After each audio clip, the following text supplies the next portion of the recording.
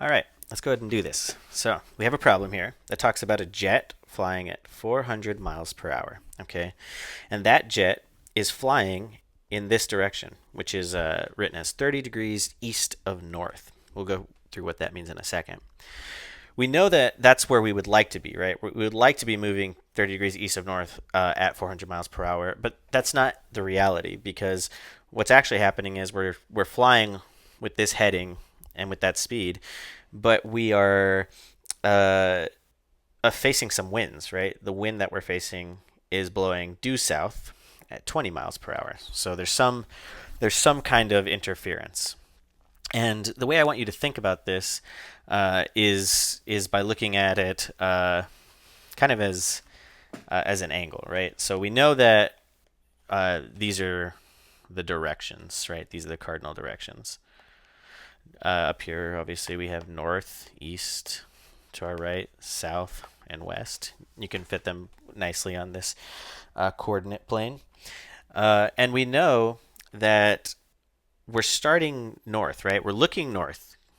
We're looking northwards. And we're saying that if you start at north and you look 30 degrees east from there, that you're going to end up in the direction that we're currently flying. So that's how you read that instruction. Okay, is basically we had the north direction and we're going to go 30 degrees east. As a quick reminder, obviously each quadrant is 90 degrees, and so 30 degrees is a third of that, which means we could split this evenly into three parts, and that would give us the part that we care about. So that's what we'll do. That's the piece that we care about. We can say that this is 30 degrees east of north. That's the value of that angle. Okay. We also know the magnitude of this vector. And that is 400 miles per hour. I want to take a second really quickly to break that down. Miles per hour is not a distance, right? It's a velocity. It tells us how fast we're going over what distance. If it was just 400 miles, then that would be a distance vector, right? And that vector would represent just an actual the magnitude, the length of that vector would represent just a straight up distance. The length of this vector, 400 miles per hour, represents something more than that. It represents how far we go in a certain amount of time. If you remember, and I'll leave this up here as kind of like a note. Uh, let's see really quickly. Velocity is distance over time, right? Uh, and that's the same thing as speed, right? Speed is also distance over time. The only difference being that velocity is with a direction. Okay. So we know that piece right there. That speed and velocity are the same thing, but velocity is speed with a direction. And so this right here is 400 miles per hour is the length of this here. So if we were talking about just the length of that vector, we would call it a speed because length is just speed. But because we're talking about where this vector is on this coordinate plane, you can represent it as a velocity vector. So the length of this vector is speed, and the vector itself is velocity. Hopefully that makes sense. It's kind of convoluted, but if you have any questions, you can let me know. Okay, so we have all of those pieces.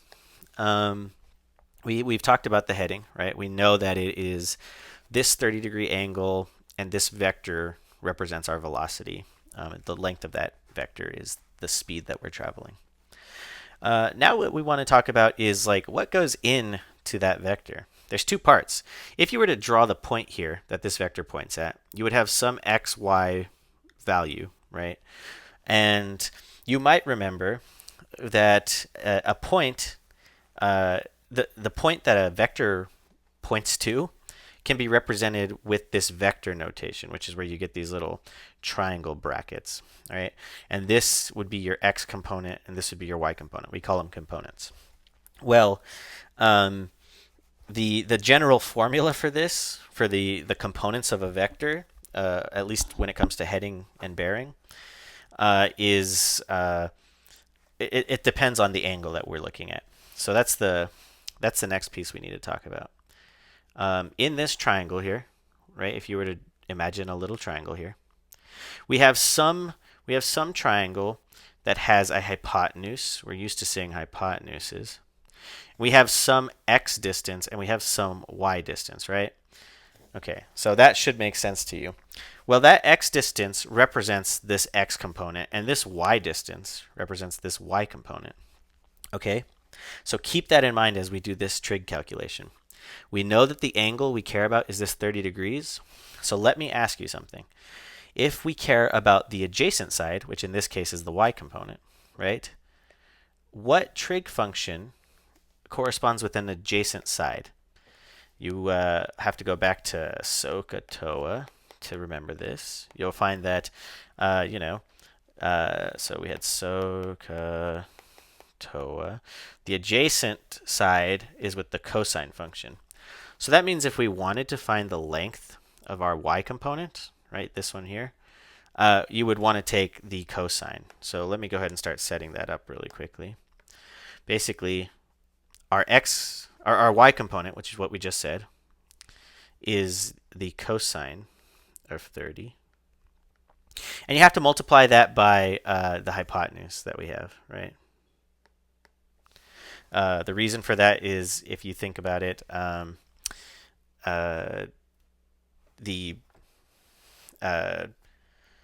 what we're basically solving for in that triangle here, we have 400 here.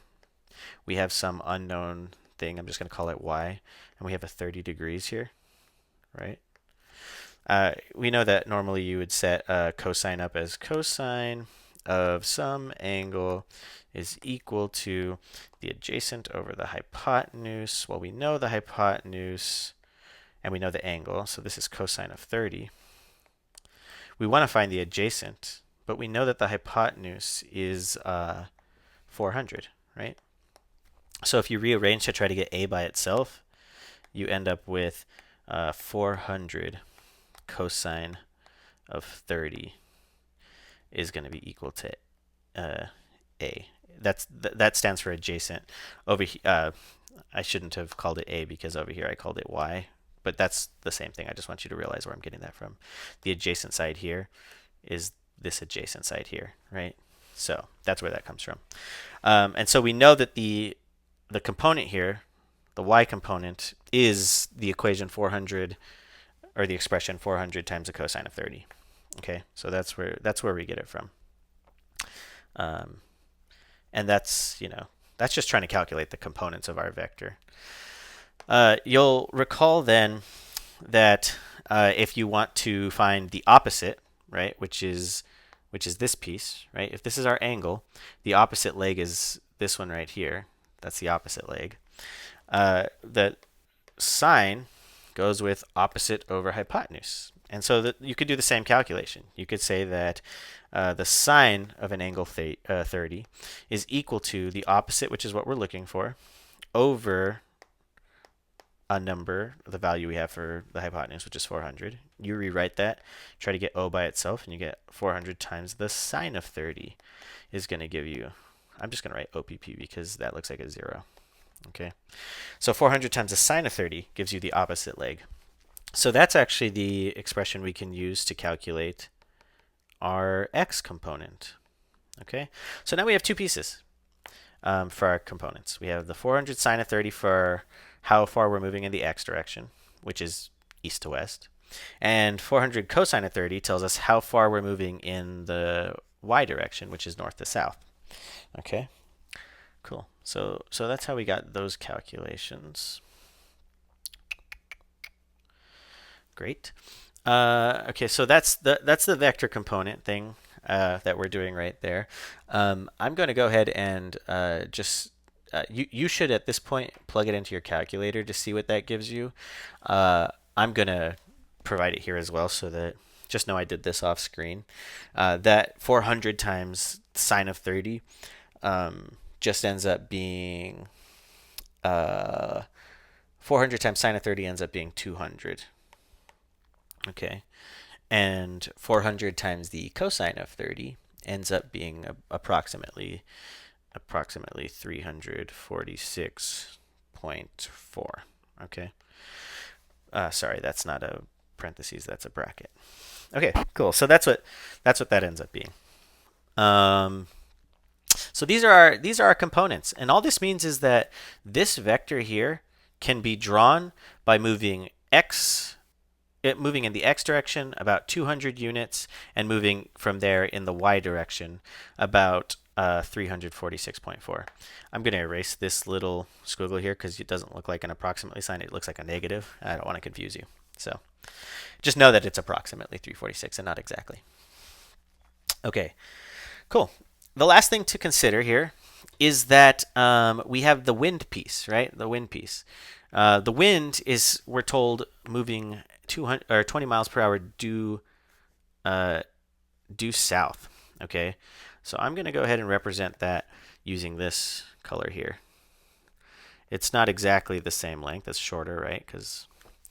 And we know that it's about 20 miles per hour due south. And all that means is that for wherever you are, as a plane velocity-wise, that you're always being pulled south 20 miles per hour. Okay, and we tend to draw these vectors head to tail. If this is like your velocity vector and this is the wind's velocity vector, which is pushing against you, then you can ultimately say that where you're actually going to end up is this vector here. You just add them head to tail. You basically say, like, this is where you would have liked to have gone, but because you have this force also acting on you, this is where you're actually going to end up. And our job, according to this question, is to find what the length of this is and what this new angle is, right? So that's just setting everything up, okay? Fortunately, we have some of the hardest part done, which is just knowing the components of our initial vector. But yeah, so vector addition is what's happening here. You're basically combining your velocity vector with the wind velocity vector that's affecting where you're ultimately going to end up, and that's what we call a resultant. Okay, cool. So we have a lot of the pieces that we need so far. All you got to know next is that you can also represent the wind vector with components, right? So this right here is your velocity vector. I'll try to keep things consistent color-wise. We know that we have a wind vector as well. Okay, and this one is a lot easier. You don't have to do any calculations. We know that the y direction, how much it's changing, is 20 miles per hour. We also know that it's negative, right? Because you're moving downwards. So the north component, how far north you're going because of the wind, is actually negative. So if we're writing out our vector component, you know that this is a negative 20 value here in the y direction. And you'll notice that it's due south. Due any direction just means that you're heading directly in that direction. There's no other components involved. There's no east, there's no west involved. It's just that direction that it says. Due south means just south. So don't worry about east, the x component. It's 0 because there's no east or west involved. Okay, so now we have two vectors, the velocity vector, the wind vector. What we want to find is the resultant vector. The resultant vector. And this is going to have its own xy components. Now we just need to try to figure out how we get those, right? Okay, cool. So it's going to take a little bit of reasoning to try to figure out where we're at, right? What our total miles per hour is going to be. And, basically what I said earlier about vector addition, graphically, is that you add these head to tail. That's true as well for just like the actual algebra piece. You can combine these vectors as well to get this resultant vector.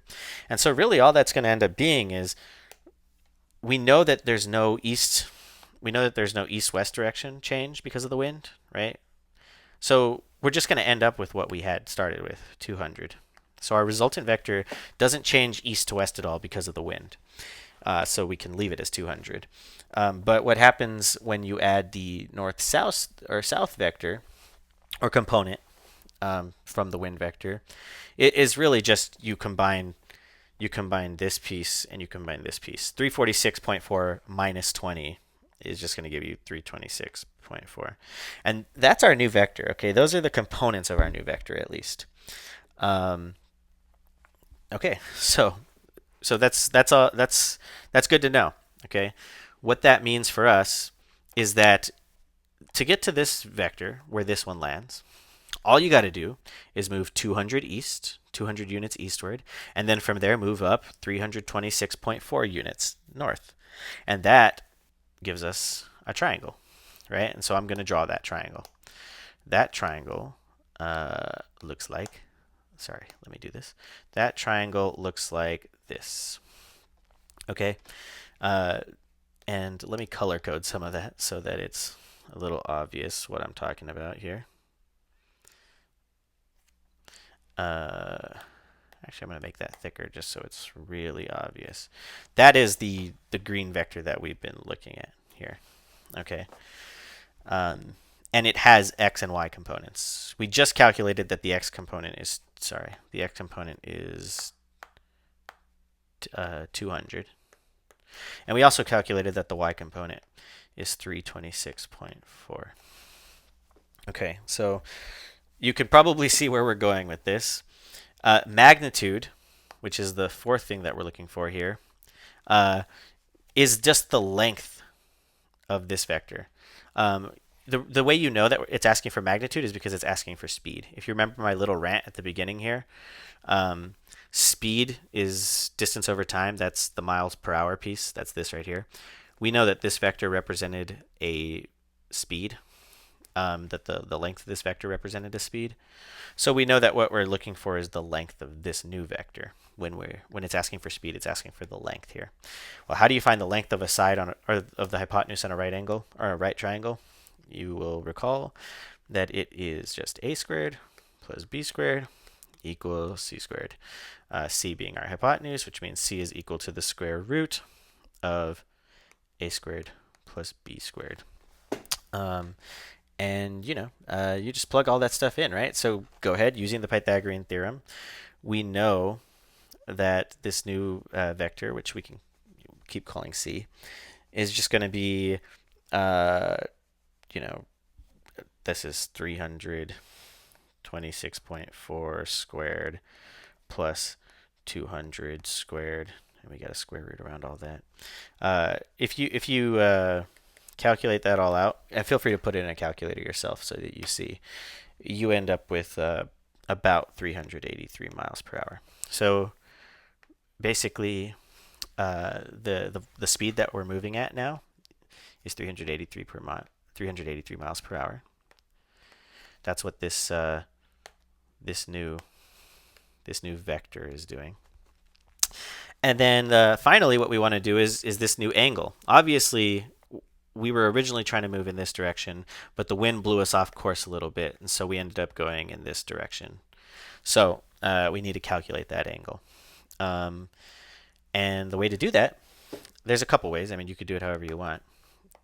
Or you could use basically any trig function you want given the information we currently have.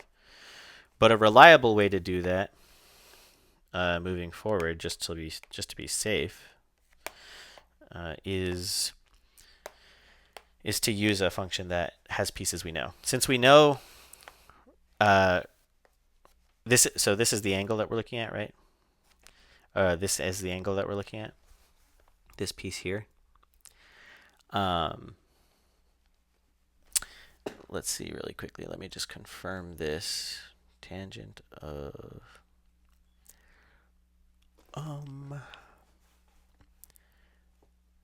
oh, we're trying to find the angle. Yeah, we're good. So this angle is what we're trying to find. Tangent is just tangent of theta equals the opposite over the adjacent side, right?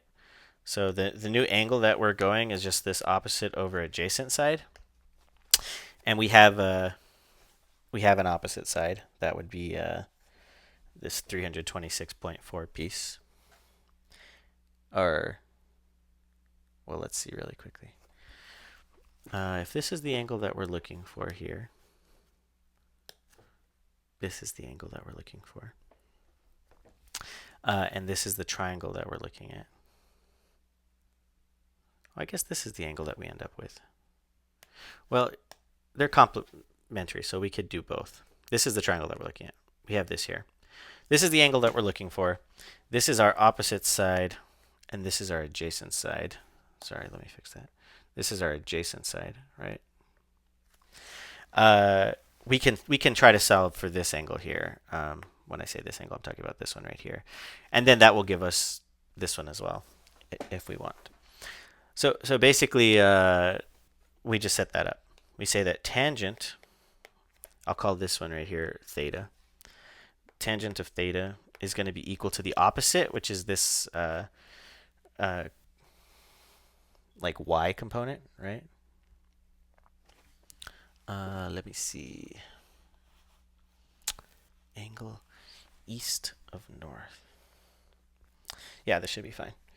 So we end up with tangent of theta equals 326.4 over 200. Okay. And you can plug that into a calculator. Let me try to plug it into a calculator really quickly because I don't have this one already. So if you wanted to solve for theta in the next step, you would just take the inverse tangent, right? That would be this piece here, tangent to the -1 of 326.4 over 200. If you don't know how to get to that step, that's definitely something you're going to want to look into. So let me know if that's something you need a little bit more explaining on. But let me just plug this into a calculator really quickly. And let me see. This should be, I'm looking at it in radians and I was very confused for a second. Okay, so this should give us, if you plug this in as degrees, this should be about 58.5 degrees. Okay. So that gives us the, sorry, I'm just checking something really quickly in the background just to make sure I've got this all. Yeah, so we're good. So basically that gives us this angle here, right? But this angle here tells us how far north we're going when we look from east. So we're looking eastwards, and then we're coming up from there. We don't care about that. We care about what our angle is when we're looking northwards, or when we're going northwards looking east, right? So we want to know what this angle is. And you should see already that the answer is pretty simple. The answer is basically you just got to do 90 minus 58.5, and that'll give you the true direction that you're going east of north, right? And east of north is the way that they want it shared. And so that'll be about 31.6 if you plug that into a calculator. Okay, so that's a lot. We end up with 31.6 degrees east of north. And, that's when we're going at a new speed of 383 miles per hour. But yeah, okay, so that's it. That's everything. That's the problem. Hopefully it makes sense, and if you have any questions, let me know. Thank you.